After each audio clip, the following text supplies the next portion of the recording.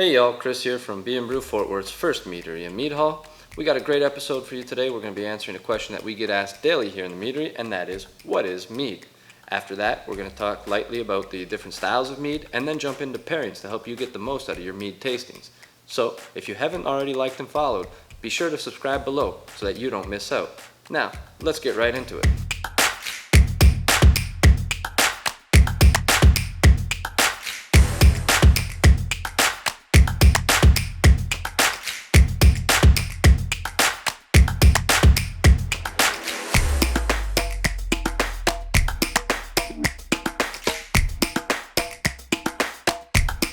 Hey y'all, thanks for watching. I wanted to produce this video to lead into our series about making mead because since I opened my meadery in 2015, I've been asked almost daily, what is mead? Our goal here is to bring as much light as possible to mead and mead making, so it felt right to start with a video explaining what mead is before we dive in further.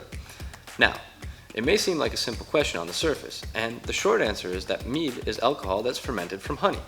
Just like if you ferment grapes, you get wine, and if you ferment grains, you get beer. Well, if you ferment honey, you're going to get mead. A traditional mead has only 3 ingredients: honey, water, and yeast.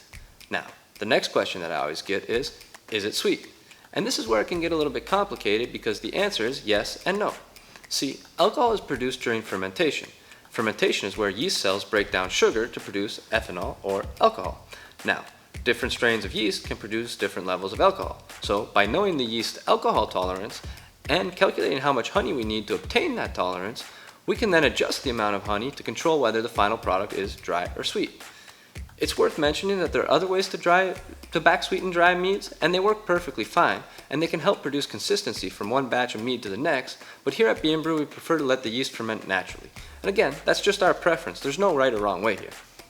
So, earlier I mentioned that a traditional mead has 3 basic ingredients: honey, water, and yeast. Well, what happens if we add in more ingredients? Well, if we add in more ingredients, effectively we're going to change the style. So, if we add in some fruits, for example, we're going to create a melomel. If we add in grape, it's going to be a piment. If we add in apple, it's a scissor. And if we add grain, then it's going to be a braggot.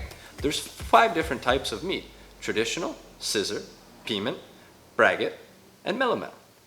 Now, what would be the determining factor in, for example, a braggot that would decide whether it's actually a braggot or a beer with some honey added into it? The way we measure this is by the amount of sugar that's fermentable that comes from honey versus grain. If it's 51% honey, then it's considered a braggot. If it's 51% grain, then it's considered a beer with honey added. Do you follow? The next big question that I get asked all the time here at Brew is, what do you pair with your meads, or how do you pair your meads to bring out the full aromas and the full honey profiles? And that's not an easy question to answer because, as we talked about earlier, there's many different styles of mead. There's also many different varieties of honey that can go in the mead to change the profile. As an example, a traditional mead could be made with a buckwheat honey, or it could be made with blueberry honey, clover honey, orange blossom honey, you name it. And every different honey is going to change the flavor of the final product, even if nothing else in the recipe changes.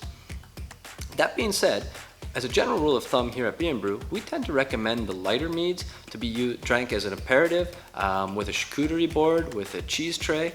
That's not to say they won't pair excellent with white meats, fish, sushi, or anything like that. The darker meads tend to go better as digestives, after the meal, with a dessert, or just by itself, and that's going to depend again on your tolerance for sugar and how much of a sweet tooth you are.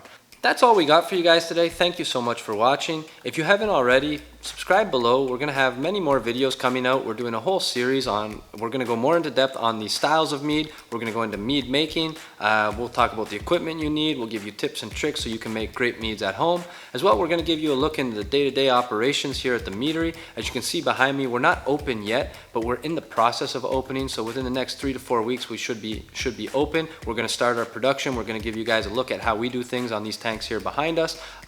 So yeah, follow the channel, and also drop us a comment.